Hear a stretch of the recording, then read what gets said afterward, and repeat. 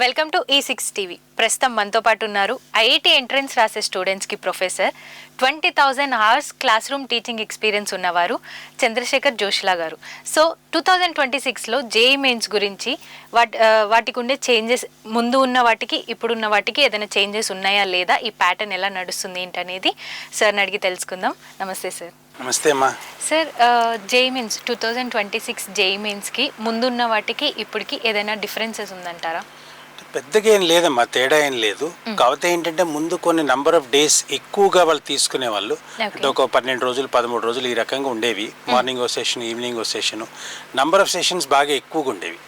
So ఈ number of sessions ఎక్కువగా ఉండేసరికి ఏంటంటే ఈ టోటల్ ఈ పాస్ట్ ఐఐటి క్వశ్చన్స్ చాలా ఎక్కువ అయిపోయేవి.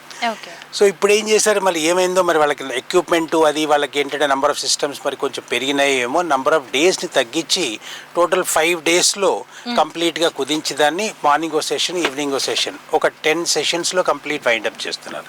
ఓ రకంగా ఏంటంటే నెంబర్ ఆఫ్ డేస్ పిల్లలు కొద్దిగా తక్కువ కన్స్యూమ్ అవుతున్నాయి కాబట్టి వాళ్ళ ఫర్దర్ ప్రిపరేషన్ కొద్దిగా ఈజీగా ఉంటుంది. అదొక చేంజ్ బెటర్గా ఉందని నాకు అనిపించింది.